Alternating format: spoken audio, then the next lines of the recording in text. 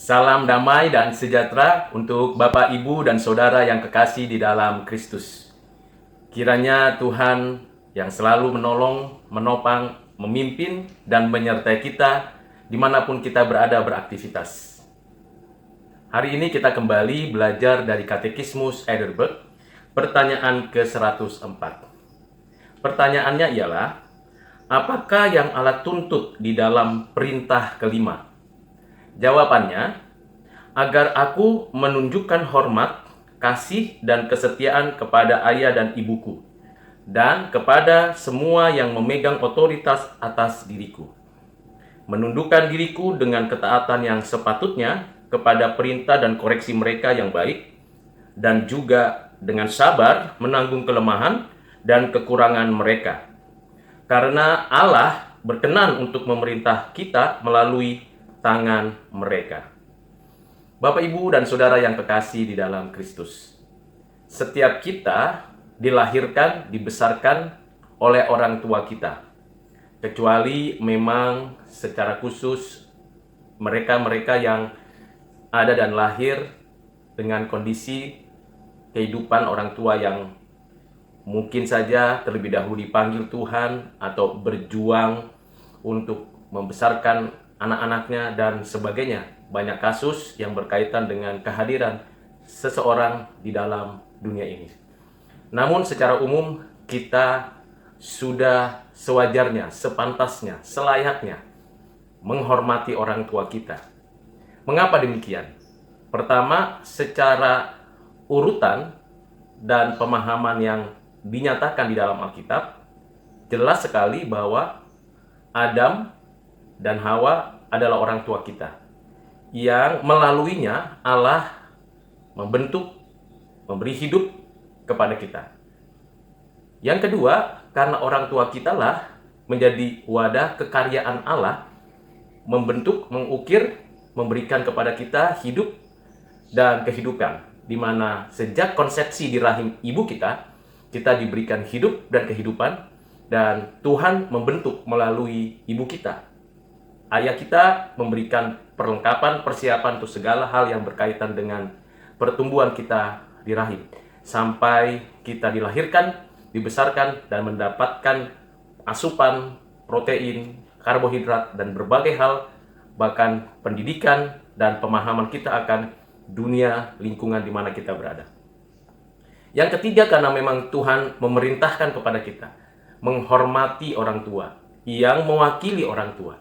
Karena itu setiap orang tua, termasuk saya tentunya sebagai orang tua dan mengalami hidup dibentuk oleh orang tua, haruslah sebagai orang tua memberikan contoh, teladan, baik dalam kata-kata, tindakan, dan perbuatan. Orang tua memiliki tanggung jawab, memperlengkapi dan mempersiapkan anak-anaknya dengan firman Tuhan, dengan pengajaran tentang kebenaran, keadilan, dan kesucian. Orang tua tidak cukup hanya membiayai hidup anak-anaknya dengan uangnya, dengan apa yang dia capainya, lalu dicukupkan kebutuhan jasmaninya. Tidak cukup hanya itu. Orang tua bertanggung jawab memberikan bimbingan untuk memperlengkapi anak-anaknya menghadapi dunia yang real. Kita tahu pada zaman kekinian ada banyak hal-hal yang menyulitkan bagi orang tua, terutama pemberontakan dari anak-anaknya. Bahkan ada kisah-kisah di mana kita menemukan terpaksa orang tua memutuskan tali persaudaraan, tali hubungan orang tua dan anak karena anak begitu memberontaknya kepada orang tua. Bahkan begitu melecehkan, meremehkan, merendahkan orang tua. Dan ini sesuatu yang sangat miris di dalam konteks kekinian. Kita tahu memang setiap anak memiliki kebebasan, memiliki kemampuan, potensi untuk bertumbuh, berkembang. Tetapi setiap anak akan ada dan hidup, bertumbuh, memiliki segala sesuatu, haruslah memiliki rasa hormat. Penghormatan anak kepada orang tua selagi anak-anak ini ada di dalam bimbingan orang tua dan seumur hidupnya ketika orang tua masih hidup. Menghormati orang tua berarti bukan hanya memahami pengertian dari apa yang diajarkan oleh orang tua, tetapi juga di dalamnya ada cinta kasih. Kita tahu setiap orang tua punya kekurangan, punya kelemahan. Jangan dijadikan itu alat untuk memberontak kepada orang tua. Justru sebaiknya kita melakukan suatu tindakan untuk tetap menerima kenyataan apapun kelemahan kekurangan orang tua kita. Terlebih kita bisa membandingkan dengan diri atau membandingkan dengan orang lain, orang tua lain.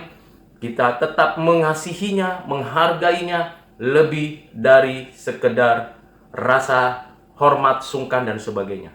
Kita mengasihinya dan sungguh-sungguh melakukannya dengan penuh sukacita, seperti kita menghormati Allah kita. Namun kita harus memberikan pengertian yang lebih lagi, bahwa penghormatan kita kepada orang tua selagi orang tua masih hidup, merawatnya, menjaganya sejak ia mungkin mengalami kesusahan, umur bertambah, bahkan kesulitan. Kita patut memperhatikan orang tua kita. Tetapi setelah meninggal, setelah dikuburkan, orang tua kita tidak perlu lagi diperlakukan seperti masa lalu di masa ia hidup. Apa yang perlu kita hargai dari orang tua kita? Perjuangannya, contoh-contoh hidupnya, cara menyelesaikan pergumulan dan persoalan hidupnya. Itu yang kita terima, kita warisi, itu yang kita hormati. Perjuangannya yang kita teruskan. Itulah bukti rasa hormat. Bukan memugar kuburannya begitu mewah, begitu megah, seolah-olah menjadi fenomena, menjadi tontonan orang lain lihat. Misalnya, Rudi itu ternyata betul-betul menghormati orang tua. Buktinya kuburannya dipugar dengan begitu indah. Sampai-sampai semua nisannya dari emas. Dan semua dijaga ketat 24 jam. Dan setiap orang yang mau datang kepadanya diberikan rezeki. Itu adalah kekeliruan. Cara kita menghormati orang tua sewaktu dan sesaat di mana ia sudah dipanggil Tuhan, berada di tempat yang sudah disediakan Tuhan Allah Bapa kita, ialah meneruskan perjuangannya, meneruskan pemikiran dan hidupnya melalui kita, melalui anak-anak kita, melalui cucu, cicit, buyut kita. Kita menyampaikan apa yang diajarkan oleh orang tua kita. Itu sebabnya orang tua sangat bertanggung jawab. Saya sebagai orang tua mendidik anak-anak saya sedemikian rupa supaya mereka mengenal Tuhan, memahami siapa yang perlu dan penting untuk dihargai dan dihormati, mengasihi yang patut dikasihi, dan mendapatkan sebuah penerusan pengertian. Selain itu, orang tua juga sudah memberikan berbagai macam sarana, prasarana untuk pendidikan anak-anak, mulai dari PAUD, taman kanak-kanak, sekolah dasar, sekolah menengah pertama, sekolah menengah atas, sampai perguruan tinggi. Itu semua karena Tuhan memberkati kita melalui orang tua kita. Mungkin saja ada orang tua yang berpendidikan yang sangat rendah atau memiliki pekerjaan yang tidak semegah, semewah, sehebat orang-orang lain, tetapi kekayaan kita adalah dari apa yang dibimbing dan dibinanya. Dan kita mendapatkan itu. Orang tua mewarisi apa? Bukan mewarisi kekayaannya, hartanya, dan simpanannya, obligasinya, bahkan apa yang ada di dalam dunia materi. Tidak. Orang tua mewarisi iman. Orang tua mewarisi pengetahuan yang benar. Orang tua mewarisi sikap hidup yang adil, yang suci. Orang tua mewarisi kenangan-kenangan yang mulia, yang suci, yang mulia. Bapak, Ibu, Saudara yang kekasih di dalam Kristus, jadilah orang tua yang berkenan di hati Tuhan. Dan bagi orang tua, jangan bangkitkan amarah anak-anakmu. Bagi orang tua, mari kita membangun kemitraan dalam melaksanakan mandat Tuhan, mandat Injil dan mandat budaya. Sebagai orang tua, harus penuh dengan rasa tanggung jawab dalam segala hal apapun. Orang tua yang berhasil adalah orang tua yang bisa membesarkan, membimbing, dan melepaskan anak-anak mandiri. Kalau anak-anak sudah dewasa, sudah menikah, sudah punya anak, jangan dibawa kekuasaan orang tua lagi. Anak-anak itu sudah mandiri. Orang tua yang berhasil adalah orang tua yang dapat berani melepaskan anak-anaknya mandiri.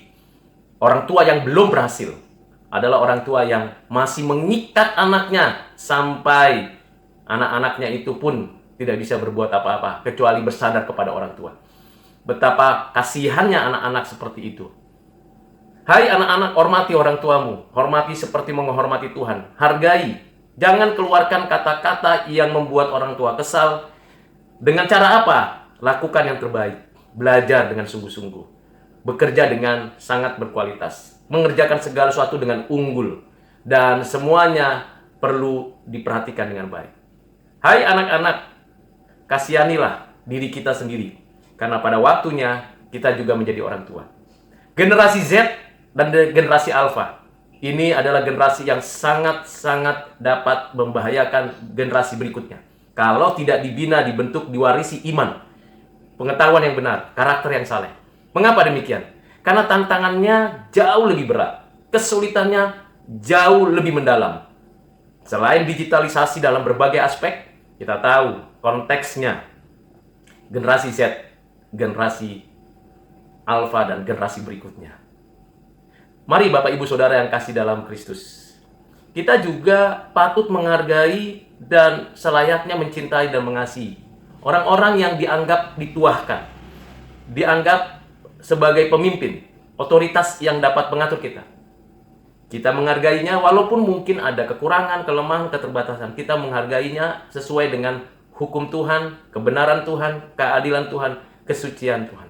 Kita tidak perlu memberontak, tetapi memberikan koreksi, baik usulan, baik juga nasihat, masukan kepada orang-orang yang menguasai kita di dalam konteks pekerjaan, dalam konteks kita berpendidikan, dalam konteks kita beraktivitas. Kita dengan bebas memberikan masukan, saran, usulan, tetapi dengan penuh rasa hormat, jangan meremehkan dan melecehkan. Terus terang katakan dan sampaikan dengan penuh kebaikan dan kebenaran. Tentulah Bapak Ibu Saudara sebagai pemimpin, sebagai orang yang diberikan otoritas, entah di pekerjaan, entah di sekolah, di kampus, sebagai guru, sebagai dosen, berilah contoh yang baik. Berilah pengertian dan mengayomi. Jangan juga pula jadi seorang pemimpin tidak membela dan mengayomi yang dipimpinnya, membiarkan jalan sendirian dan melepaskan begitu saja, tidak memberikan sebuah perlindungan. Itu namanya orang tua di dalam kepemimpinan yang sangat gagal dan keliru. Kita tahu dan kita mengamati. Sama seperti anak-anak di rumah itu mengamati orang tuanya. Perilaku kita itu diamat-amati, Bapak Ibu Saudara.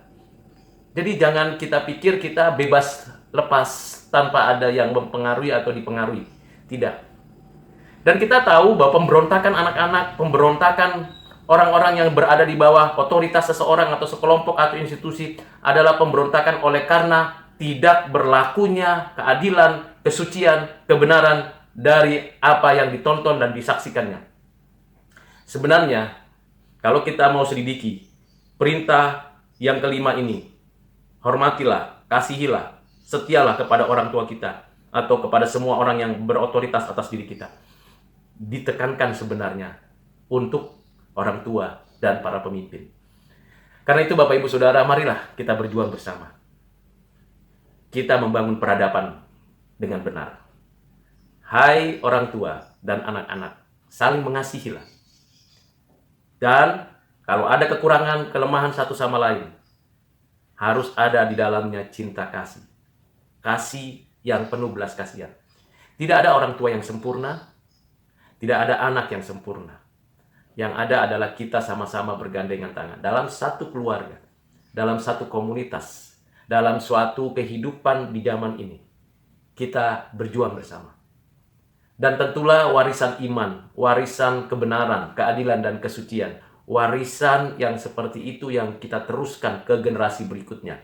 Bagaimana orang tua mengatur dan mengendalikan dan memberikan bimbingan untuk mengelola bumi, untuk bekerja dengan baik, dengan integritas, untuk betul-betul menghargai siapa yang patut dihargai, mengasihi siapa yang layak dikasihi, dan seluruhnya itu di dalam pertolongan Tuhan. Kiranya apa yang kita pelajari dari Katekismus Heidelberg, pelajaran pertanyaan 104 ini bermanfaat bagi Bapak Ibu Saudara. Tuhan Yesus memberkati.